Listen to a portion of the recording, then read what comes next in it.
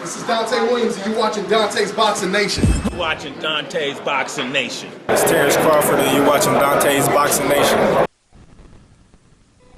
You're listening to All Talk Radio, Las Vegas, Nevada. Views and opinions expressed in the following program are those of the host and guests, and not necessarily those of the staff or management of alltalkradio.net. Welcome to Dontae's Boxing Nation show here on alltalkradio.net. Now here's your host, Dontae.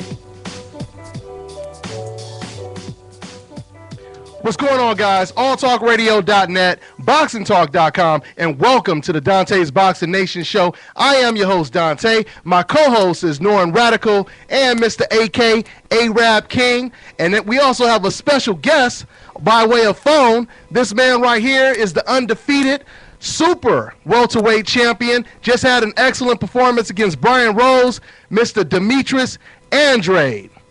I want to say welcome, everybody, to the show. You there, D? Okay, we hold on. Let's turn your mic up real quick. Okay, D, welcome to the show, man. Let me just get a microphone check. Can you hear me, D? What's that? Hello. So you hear me? We good? Yeah. There you go. There's Demetrius Andrade. Okay, we were just making sure we got the audio right. All right, Demetrius, let's go ahead and get into it, man. The first thing I want to say, Demetrius, is congratulations once again on a great performance over Brian Rose. How would you rate your performance, D? Definitely will give myself for A, did everything I needed to do, and I came out with the victory. Yes, sir. Hey, D, did all the sparring you was doing with Sean Porter, like I said, I'm always watching you guys. You guys put on a great show, working together. Did that just make this such a much easier fight against Brian Rose? Wait, I'm sorry, man. It's kind of like in and out. Say that one more time. Yeah, I was saying the sparring you did with Sean Porter, did that make the Brian Rose fight just that much easier because it seemed like it was a walk in the park for you?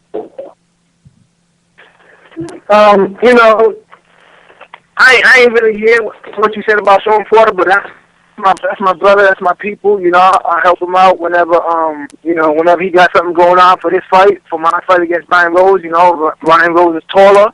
I ain't really need him, but him being there, just bringing up that energy. But just put in that work ethic, man. Just I'm the champ now, man. And ain't nobody coming over this way taking what belongs to me. Never, ever. And so my job is to stay tip top. Just getting out the gym now and not stopping. And I'm working on it, and I'm able to take on whoever else got a belt and I want to put it up. Let's just fight the best, and let's get it popping, man. What we waiting for? There's Lara and Canelo that I want the winner of. There's Carlos Molina that got a belt, and then there's Floyd Mayweather that got something that I want. So I'm ready to get in there with whoever, man. Like whoever has a belt, because I'm trying to unify and be the number one pound for pound dog. Man, I heard that, man. And just to clarify, because like you said, you didn't hear me. When I brought up Sean Porter, I was just saying, I'm sure you sparring with him made the Brian Rose fight much easier. But anyway, I also wanted to say, this is the thing, Demetrius. You showed so many different looks in there, man. You showed a flawless performance. I truly believe that you have possibly the brightest future in the sport of boxing right now, at least top 3 of everybody in the sport. Do you think that's going to be a problem to where a lot of people are going to avoid you because they realize how good you are, Andrade? First of all, I say thank you for that. Second, of course, a lot of people who don't want to get in with somebody that can fight and I can mix it up and I can do what it do. But I'm not somebody that they're gonna want to get in there with. So therefore, I gotta kind of keep doing what I'm doing, get the fights that I can. Everybody wants me, and everybody talk about me moving up to 60. I'm too big from 54. Like, I understand where this is coming from because they feel like I'm that good or am I really that big? Because Brian Monterosian, he was my size when I fought him. Brian Rose, he was the same size. He actually had longer reach than me, and I did what it do. I can name other couple of fighters that I fought in the past. What's his name? Hernandez, Freddie Hernandez. He was about 5'11", 5'10", I think. Yeah. So I mean, listen, Canelo, Lara, they're like the big names. Floyd Mayweather, they're big names. Like, yo, why don't these big names come fight me, Demetrius Andrade? I got the WBO, because when E.J. Smith was a champ at the IBF, everybody and their mom was calling him out. But now, That's a good point, man. I'm the champ. Nobody else is calling me out. Like, come on, like, you know what I'm saying? Like, I'm not going to no dummy though. I'm not going to sit there and give everybody a chance that called me out. Of course, it got to be conducive to our bank accounts. Of course, we in this for this is putting our life on the line. But I believe I'm going to be the next one that's going to be the cash cows. Make sure they get that money worth, and the people's going to love it because by every fight I enter into, I'm getting better, I'm getting stronger, I know what I need to work on, I know what it takes now, I know what the people want also, and I know what I got to do to be safe, to get in there and get out and do what I've been doing. All glory due to the Most High, man. Like, I'm here. For sure. So, Demetrius, what's up, man? It's Norrin. It's good to talk to you again. Another great performance against Brian Rose. I expect nothing less from you at this point. Let me ask you a two-part question, bro. Because we're all looking forward to the Lara Canelo showdown that's coming up, rapidly approaching. So I want to ask you, how do you see that fight unfolding? And I also want to ask you about another young up-and-comer in the junior middleweight division, Jermell Charlo, and we kind of we touched on him last time we spoke also. And would you consider facing him as kind of like a prelude to the winner of Canelo and Lara? And if so, how do you see that fight, a fight between you and Jermell Charlo, unfolding? So it's a two-part question, if you can follow me, bro. I mean, this is how I feel. I feel like,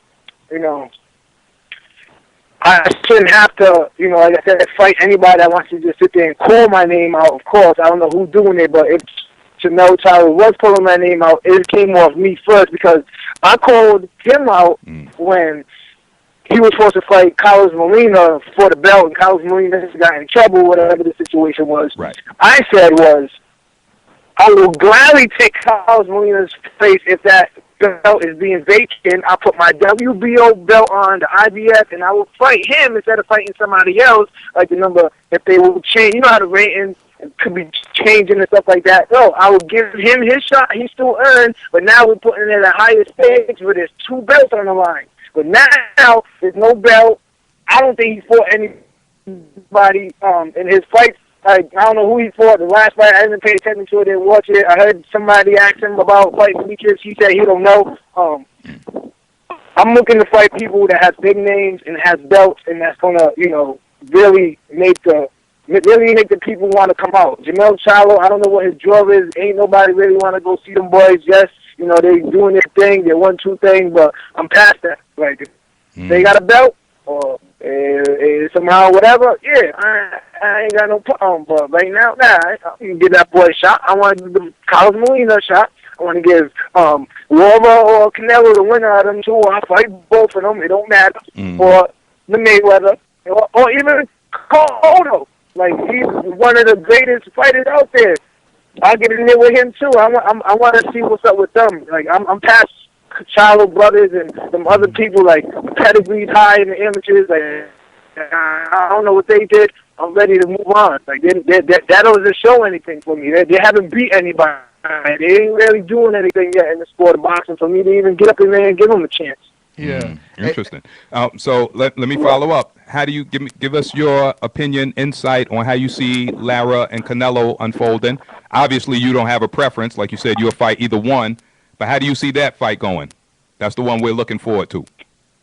I mean, it doesn't matter who wins or lose, man. Honestly, to me, I would like to get in there with both of them as possible, you know, because they're both well-known names in sport of boxing, and you know, they're gonna bring excitement to the fight, and people want to see them fight. But as far as the fight goes, you know, watching Canelo, watching his previous fights, and watching Lara's a little more patient, you know. Canelo can get a little frustrated because of that, because he's not a straight-on fight. He just come, you know, he'll sit there, rock back and forth, throw combinations and splits. He's not a consistent person with throwing punches. You know, Lara and him, you know what I'm saying? It can go either way. It depends on man that shows up. But if Lara sits back and just let him walk into the left hands, he can do that all night. Or if Canelo finds a way to get to his body early and slow him down from the movement, it could be a Canelo night. So if you had to pick, though, man, if you had to lean towards one. He's just like us. He's 50-50. Who would you say? Don't encourage it. Who would you say will win the fight? Don't enable him. Yeah. If I had to pick one that will win? Yeah, if you had to pick one. Who? Huh? I mean, I don't know. I think they're both on the same type of level. You know what I'm saying? It depends what man that shows up. Lara Bennett, some tough, good fights, and Canelo been in some tough, good fights. You know, I like Canelo could throw a few combinations here and there. Lara just got a nice 1-2. So it all depends, man. I don't care. Like at the end of the day, I don't really care. I'll get in with both of them, win or lose. That's what I'm trying to explain to the people. Like, I'll get in there with the winner or the loser, no problem. It doesn't matter who wins or loses, because it's not going to do anything. All right. Okay. I hear you. Fair enough, man. Now, just going back to Charlo real quick, I just wanted to know, did you have any personal history with Charlo? Like, did you used to see him at the amateur fights? Did you ever spar with him? Do you, or them, I should say? You have any type of history with them? Nah, I never seen them in the amateurs. You know, I don't, you know, I just, from, like, you know, watching a little TV or somebody mention them, like, as far as, like, the critic. But I'm the type where if we're all at the fight and I see all type of fighters, I'm going to go up to them and shake everybody's hand, like, what's up, how you doing? I see you, son, I see you. Keep that hand up, because I'm coming for you. Like, you know what I'm saying? I'm one of them type of dudes. Like, I'm not going to sit there and me-mug the boys and look at them like some type of way, or, nah, man, yo, we cool till we step into that ring, my brother. No you doubt. feel me? So, therefore, what's up, man? How you doing, man? You know what I'm saying? Good luck with your fight. I hope you do good and get to feed your family. But if you step in there with me, brother, you're going to have a hard time, baby. I heard that. Now, Just keeping it real, man. Sure, always keep it real, man. That's the only way to keep it. Now, Andrade, another one of your Olympic teammates, man, Gary Russell. He took a little bit of a setback this past weekend, and we were all kind of shocked. You know, we thought Gary Russell had the edge. What did you think? Did that loss surprise you? The Gary Russell versus Lomachenko fight? Yeah, you know, I'm surprised. You know, I kind of, you know, looking at the stats, and you know, this kid had done fought in the 2 Olympics, but he fought in like the World Series of boxing with no headgear. Let me tell you one thing real quick. Your first few fights in the pro rankings, man, you fighting, you know, people that's not to your caliber. This guy, I don't know how many fights, had 8 fights in the World Series. Yo, he's fighting the best of the best, man. Yeah. He's fighting the best of the best. And so, therefore, going in the ring with this guy that's been Olympian 2 times, and he's fought the best of the best so far, and without the headgear, you know, Gary Russell, you know what I mean, should have been on the A game or flip, should have had, like, you know, like, I don't know what was going on. Maybe he needed to have I don't know, he hasn't really fought anybody, no disrespect to him, that's my brother, that's my people, but he hasn't fought anybody to that kid's level for, you know, maybe a step or 2 down in the pro rankings that I've seen for him to jump up like that. And so that's kind of where I think, you know, the experience kick in, but he is still a big threat in the boxing world. You know, I hope this loss, he learns a lot from it, and he gets on his back on his game, and, you know, may a force be reckoned with him. Yeah. Now, it's interesting, Andrade, what you just said right now, and is Russell didn't have the experience, and a lot of people, they were saying, yeah, Russell, he fought a whole bunch of tomato cans and so, and that's the reason why he wasn't ready for Loma. But I was about to say to you, it's interesting because you actually had around the same amount of fights that he had, and Andre Ward as well, before they stepped up. Andre Ward and you. Andre Ward, he went to the Super 6. He won that. You became the Super welterweight champion with around the same amount of fights that Russell had. So do you think it has something to do with Russell's experience in the ring, or was it just Lomachenko just had his number because maybe the World Series experience and so on and so forth? But before Demetrius answers that, I think not only the amount of fights, but the level of competition. Yeah. Talking to me? Go ahead, Andre. Go ahead. Go ahead. He was just adding on. Norrin was adding on to what you said. Go ahead, Norrin. Say it again. Yeah, I said it's not only the amount of fights, but also the level of competition. I said is definitely a determining factor. Go ahead, Demetrius.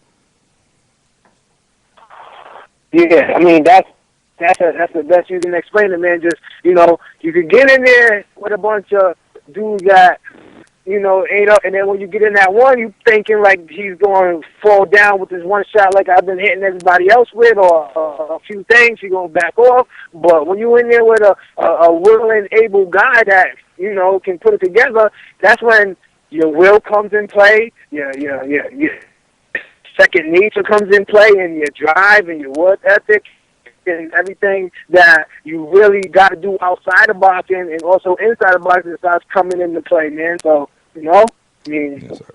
it's real in that ring, man. It's not no joke, boy. Real in I'm the telling you, field. it's a whole nother world. Yeah, I hear you, man. Well, hey, man, before I let you go, man, I just want to once again quote what you just said. You guys heard it on Dontae's Boxing Nation show that Demetrius Andrade, he calling out everybody from Cotto to Charlo twins, Lara, and Canelo, and anyone else that's willing to get in the ring and fight. All right, so is that pretty much the best way you could put it, D? Yeah, that's funny. I'm not calling out the Charlo brothers because they're not doing anything You can't for slip me. it in, son. They're not. They have no belts. The people, when you go to this, they're not bringing big draws. They haven't looked impressive the way I've been. And who has they really fought against? Come against Barnes, Monterosian. If they beat Barnes, then come talk to me. Or, Indeed. you know what I'm saying, somebody in that caliber of fighter, then I'll at me. But Canelo, Yeah. Lara, Yeah. Cotto, and Mayweather, definitely somebody. I even mentioned Madonna, man. Like, yo, listen, man, I'll get in there with Madonna if he wants to do At it. a catchweight? So, boys, like, boom, look, man, I'm here. Yeah. Shit, Maidana can fight at Now, 154. 154. He was a middleweight. Yeah. That's right, he was a middleweight when he fought against Listen, Mayweather. hey, D, we just can't front. We just want to see the Charlo fight. There's a lot of other fights out there. Don't get me wrong. There's a lot of other fights that everybody else can make at 47 and 54. But the cream will rise to the top, and everybody's going to have to come this way sooner or later. For sure. I heard that, man. Hey, man, well, I want to say thanks for your time, man, and once again, congratulations on a great win, and I look forward to seeing what you got up next. When you think you're going to be getting back in the ring, champ? Hopefully October, November, hopefully before Thanksgiving, so I can, whoop somebody's ass, have a big-ass turkey with some stuffing and some cranberries and some pies and stuff, you know what I'm saying? Get down with the family and have a good holiday year. Hey, I heard that, man. Well, you got any final thoughts before I let you go, man? 18 Boxing, Demetrius Andrade, Facebook, Twitter is Boo Boo Boxing, Instagram, Boo Boo, the letter A, the word team all together, Boo Boo 18. Listen, man, we come to take over. It's your boy, Kid Rudian boy. If you don't know, we here. God bless everybody out there. God bless you guys. No doubt. And keep doing what you was doing. And just tell everybody, if you know somebody famous, and you tell him that's Demetrius Andrade. For sure. Hey, So absolutely. Word. always a pleasure, champ. Always a pleasure, man. Good looking out. And I just want to also let you know real quick, D, that we got the Boxing Fan Expo out here that I'm going to be working with them. Everybody going to be there. It's going to be September 13th, Mexican Independence Day weekend, the Mayweather, the weekend that Mayweather fights. So if you want to check that out, man, I'm sure you can meet up with your fans over there. All right, champ? Take care, man. Yeah, thank you. All right. Thank you. No doubt, man. All right, guys. That was one of the best boxers in the world, Demetrius Andrade, the super welterweight champion of the world. So we're going to keep it pushing and get it cracking. AK, you there? Yeah, you sound real low. Is audio as loud as it could go?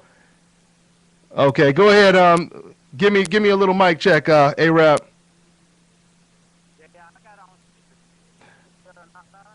Yeah, it sounds real low. Hey, go ahead and do this, AK. Hang up and call back, okay? Because that happened before. So yeah, just hang up and call back. All right? Okay. All right, Norrin. Let's go ahead and get into it, man. We had some good-ass fights this past weekend, man. Some real good fights. And, you know, it was bittersweet for me, man. I was happy and heartbroken all at the same time. And you think you think that was an isolated incident? You think you were alone? Man, I know I wasn't, because we talked about this for quite some time, right? For sure. But before we get into that fight, let's go ahead and start with Devin Alexander, man. So Devin Alexander, he boxes a beautiful. He puts on a beautiful exhibition over Soto Karass. What did you think about his performance, man? I mean, Devin, I say sometimes is the epitome of what boxing is about when you say styles make fights. Devin can go in there at times and, you know, look like the next Ray Robinson or Mayweather. You know, there's nothing we haven't seen him do before. Urango, Maidana. And now, who was it this past weekend? Who did he just It's Karass. Soto Karass, exactly. My bad. But he goes in there and he, like you said, he boxes beautifully. You know what I mean? He does everything right, and he looks like that guy. You know, like this guy's going to carry the torch for the sport into the future. But then, you know, when you come with the right style, when you bring that certain amount of pressure, you know, that professional pressure. You know, it seems like, you know, he doesn't have that same amount of success. So, again, big up to Devin the Great. He boxed, like you said, excellent performance against Soto Karass. Jesus Soto Karass, who's, you know, seen a lot of wars himself, but is still, you know, give anybody a spirited effort or a spirited, you know, opposition on any given Saturday night, like Roy Jones would say, any given Saturday night. But Devin, he looked beautiful. You know what I mean? So you know, we'll see who he has in front of him in the ring. You know, his next outing, and you know, hopefully he can be successful again, man. You know what I mean? But great performance by Devin Alexander. I totally agree. And it was funny, man, because I was watching the fight live, and, of course, it was a pro Soto Karass type crowd. And you know how they try to talk and try to always make it seem like they don't like certain styles. But when they was watching Devin Alexander, the truth was coming out. Exactly. The truth was coming out because it was completely quiet in the arena, right? And every single time Alexander would come, you know, would land a perfect shot or a combination, all you heard throughout the whole crowd was, ooh, ooh, you know, and you didn't really hear anything from Karass fans because he wasn't landing nothing. Doing nothing. You know, so. I mean, that's what I'm saying. I mean, when you get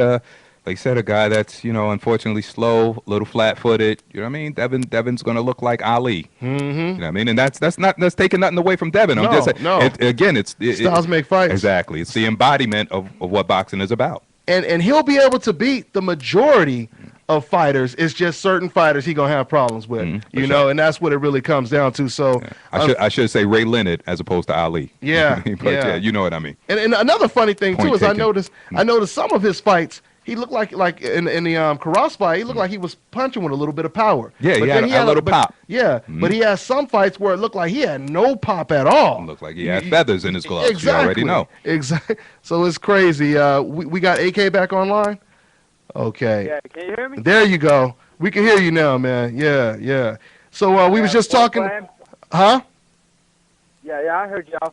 You know, what impressed me the most about Alexander's performance last Saturday night was, you know, he fought more on the inside and he didn't hold as much. And we know Karass is an inside fighter, so he looked good. You know, and I'm glad he's back, so we can match him up with, fighters like Keith Thurman. I think it'd be a nice step up for Keith Thurman if Keith Thurman fights him. What do you think about that fight? Oh, yeah, that'd be a nice step up. I mean, it'd be contrast to Sean Porter's performance against Keith Thurman. You know, I think You mean against Alexander? I'm saying Devin fighting against Keith Thurman would be a contrast to Sean Porter fighting Keith Thurman. Right. I mean, I'm mixing it all up now. I know what you mean. You know what I mean? Yeah. Basically, I like to see the fight, man. I think Devin would look good. I don't know if he would win because Keith Thurman is a very intelligent. He's been evolving. He's really been looking better lately. A lot of people thought that he was just a wild swinging puncher, Exactly. but now he's showing boxing skill. Like I said, when he fought against Julio Diaz, he surprised the hell out of me because Julio, he said, you know what, I'm just going to try to outsmart this dude. I'm just going to try to, outthink him. And that's what he was trying to do with Keith Thurman. But it turned out Keith Thurman was outthinking and outsmarting Julio Diaz. So, it'll be interesting. And I guess what I was really trying to say with Devin fighting Keith Thurman is that'll be some way of him to get back if he could, hypothetically beat Keith Thurman. And we all know that Sean Porter just beat him, and Sean Porter, he hasn't fought Keith Thurman. So that would kind of put him back in a good position. And let me add on to this because I think it is a good matchup also with Devin and Keith Thurman. And I agree with what you're saying, D, because it is, like you said, he just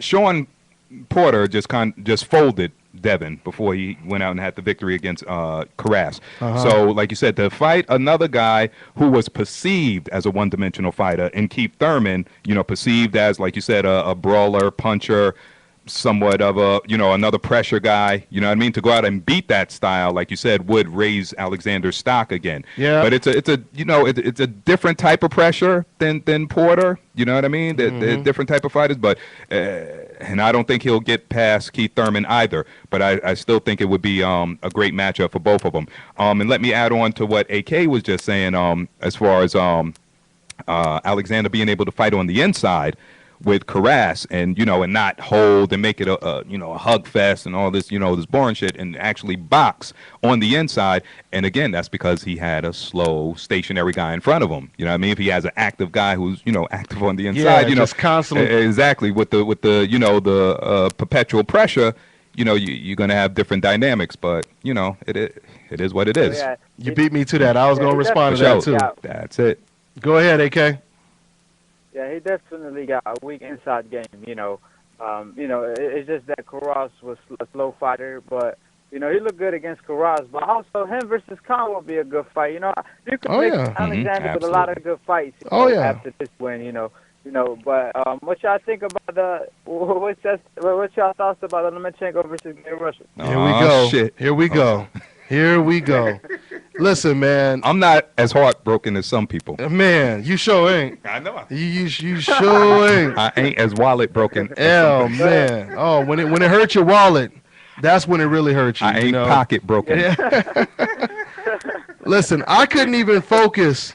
I couldn't even focus on the Robert Guerrero fight because I was still thinking about me losing money on that Russell fight, so that tells you. And matter of fact, AK, I actually deleted my video, that I did with Robert Guerrero because I realized that's not the fight that I watched when I was there watching it live. Wow. When I went home and I seen, Robert Guerrero getting beat on like that, I was like, oh my God, I got to delete this video I just made. Because I'm over here praising Guerrero. I'm saying Guerrero was look good, and he was on some Floyd Mayweather stuff at certain points, and oh my God, I hurried up and ran back and deleted that video, and I said, let me go back, watch this whole fight, the whole truth. Yeah. But see, look, Gary Russell got me talking about other people. You know what I mean? But yeah, man. But anyway, I know you were tripping. That's why I had to call you and tell you. I had to ask you what were you watching? Guerrero looked bad. He looked vulnerable. He was getting hit with a lot of shots. His defense looked exposed. And you put him against a guy like Keith Thurman, a guy who he just avoided. I mean, man, if Keith Thurman catch him with them shots, it'd be lights out. Yeah, I would have to agree with that. I mean, but I will say that it seems like Guerrero has an excellent chin. I will say that. It seems like he has a very good chin. But Thurman has that type of power where he can knock out guys with solid chins. You know, like I think Diego Chavez, whatever his name was, I think he had a good chin. And yeah, Keith Thurman and Soto Karass is not he's not an easy dude to knock out. You know, and Keith Thurman. There's only so much you could take though to the chin, even though if you have a good chin. But Keith Thurman has that type of power. If you let him land on that chin too much, yeah, you know, he gonna take you up. Definitely. Yeah, I mean, Guerrero, he's still, I believe, even if you fight Guerrero, I think Guerrero will still test Keith Thurman. You know, it will still be a tough fight, but I see Keith Thurman, you know, taking him out. Yeah, I mean, After what I saw, you know, Saturday night. Some guys. But yeah, go ahead and you know let us know about you. What y'all thought about the Guerrero versus Lomachenko? Go ahead, Norrin. Yeah, I was just saying because we kind of. Don't want to speak. Just continue where you was about to leave off, Norrin. No doubt. We kind of jumped rails because we started talking about Thurman and Guerrero. But I just want to add on just to that real quick that some guys just got one punch knockout power. You know what I mean? And Thurman's one of those guys. He catch you right one time and you know you're going to sleep one time. That's his name. But now. To the heartbreak, Russell and Lomachenko. The thing, listen, like you said, like AK said, Russell got exposed a bit. It's a little bit of the opposite of what happened a few weeks ago with Cotto and Martinez, where I pronounced that size didn't matter. You know what I mean? The perceived smaller guy went out there and did his thing. In this fight, size did matter, and Lomachenko was he's experienced, he's savvy, he's technically sound enough that he was able to exploit all of his advantages and maximize the situation, as well as he exposed, like you said, that there's a flaw in Russell's defense, and it's one of the main things I've you know had many conversations with the great Roger Mayweather, the great trainer, you know, of Floyd, and one thing he always stresses, you know, it's so simple, but he, you know, I hear him shouting this, you know, at the top of his lungs every day. Move your motherfucking head. Move your motherfucking head. You know what I mean? And you know, listen, this Lomachenko has a 4 to 5 inch reach advantage. So if you're not moving your head, how you going to get in? You know what I mean? How you going to land shots? See, Lomachenko, by controlling the distance, he's able to fight outside with his jab, control everything, and then when they get inside, he can fight inside also. Russell can only fight from a certain distance because of the lack, you know, because of his disadvantage in reach. Mm-hmm. So, you know, him not moving his head, him being available for Lomachenko's right jab, and they're both southpaws for that right jab, and then when he comes in, he's still getting caught.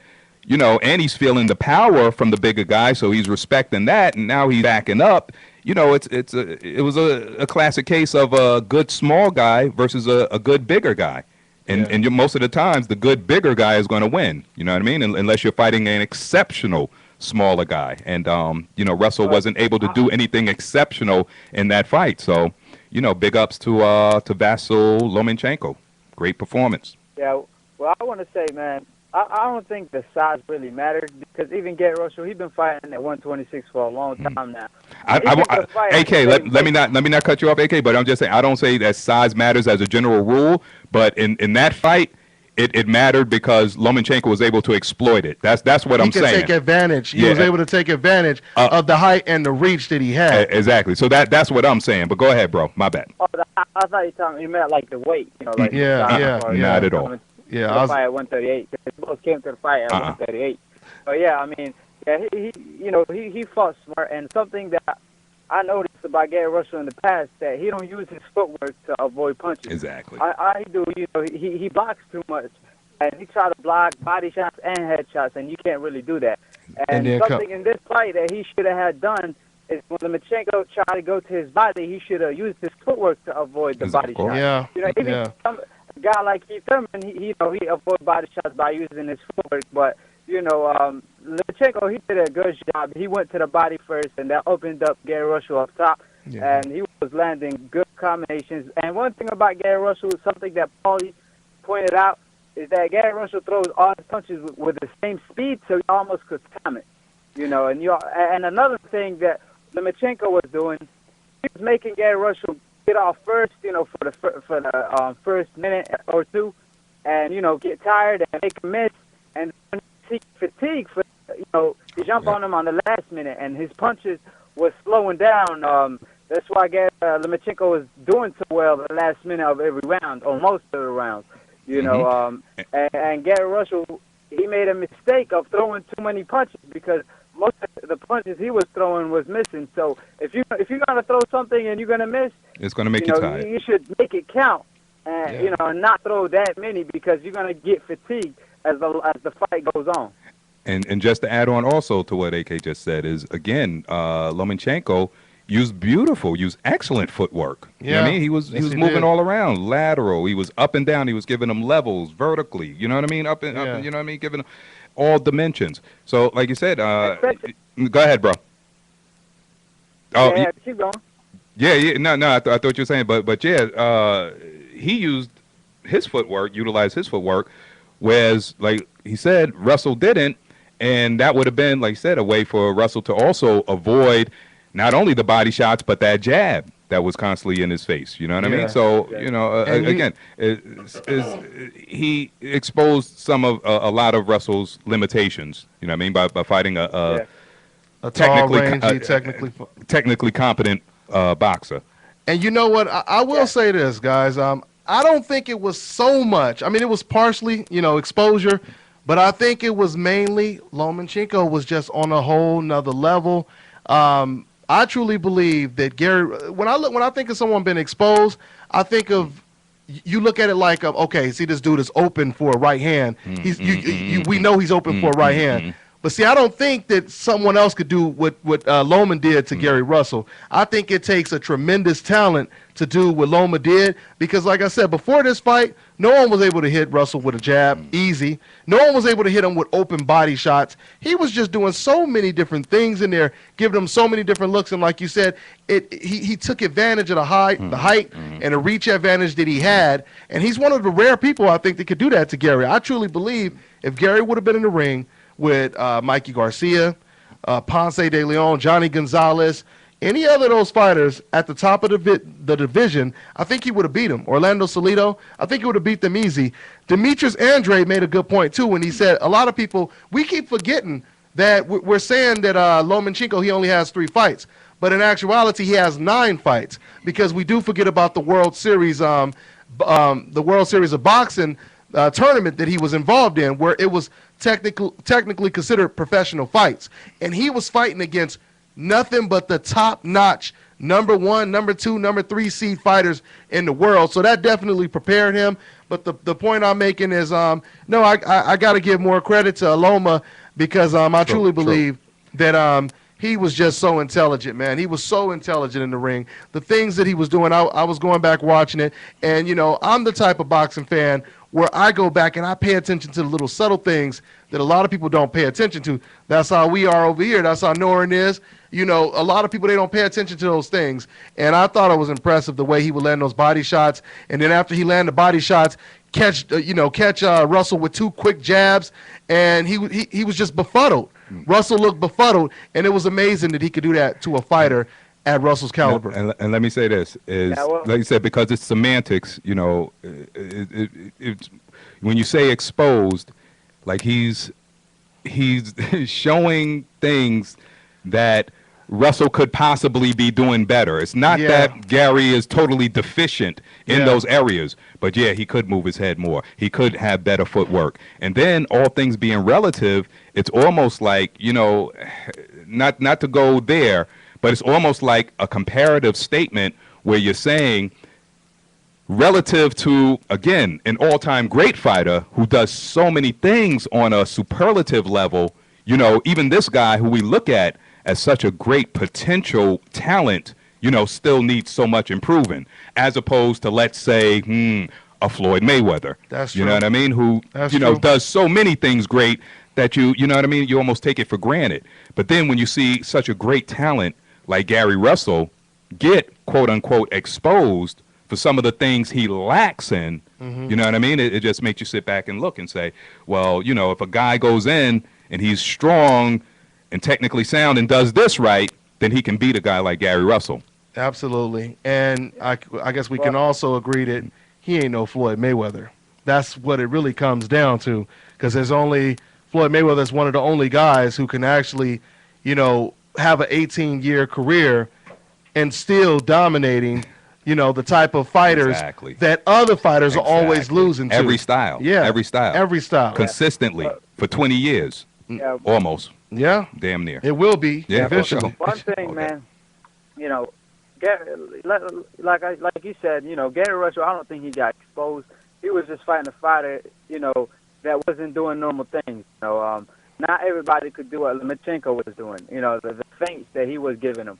And another thing, like I said, if Gary Russell used his footwork to, you know, to avoid them feints, so they don't have to react to him. He could just get out of range, something like that Rigondeaux does all the time that he did to there. But you know, I like mainly the things that I like with Lomachenko, his inside work when he was catching Gary Russell with a lot of punches, then avoid the counters. You know, I really like that. But also, you know, Gary Russell, I always was kind of worried about his level of opposition because, you know, and he agreed. He said that, you know, he liked the pace he was going, and I never understood that because his last fight, I think he fought a guy who lost his last 3 fights and got knocked out 5 times before already. So that was a huge step up, you know, fighting that guy, then, you know, fighting Lomachenko after that. So, you know, definitely Gary Russell could, you know, he still could become a champ, but right now I would like to see Lomachenko versus Rigondeaux, man. I think that's the fight to see right now. That's the one. And you know what, AK? That's the only fight they didn't mention after this win.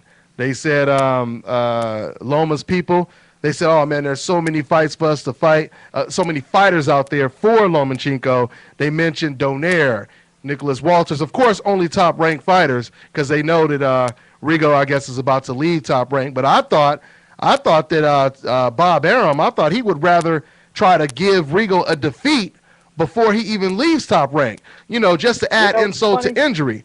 But the reason why he probably won't do that is because he doesn't want to take a chance of his guy losing before Rigo, you know, moves on to another promotional company. I think it's Bob Arum. Bob Arum already said he thinks Lomachenko could beat Rigondeaux. I think it's Lomachenko people. His team don't want that fight. I think Bob Arum believes that Lomachenko can beat him. It's just that I think Lomachenko people don't want the fight right now because they recognize the skill. While Bob Arum, they're looking at it like, okay, you know, I think Lomachenko could beat him. But you know, that fight is possible if, you know, Rigondeaux, you know, even if he fights on, you know, I think he's fighting on July 19th or something like that. You know, his next fight could be Lomachenko after that, even if he goes to Oscar, because now Oscar works with Bob Arum. So unless Bob Arum or Lomachenko don't want the fight, because Rigondeaux already said, I want to fight Lomachenko. Yeah, man, I think it's more personal than anything with Bob Arum. I mean, Bob, he more pissed off, you know, than I was when I seen Russell lose my money, you know, so he don't want to see. It's personal with Bob Arum. They just don't like the boy. They still pissed off that the boy beat Nonito Donaire because they wanted Donaire to be the next Manny Pacquiao. And we know that ain't going to happen now because of what Rigo did to him.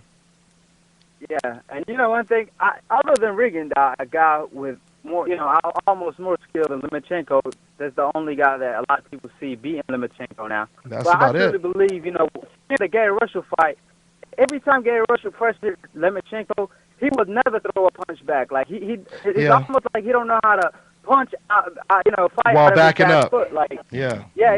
Like Ali, he can punch out of his back foot. You know, Floyd Mayweather, Rigondeaux does that excellently.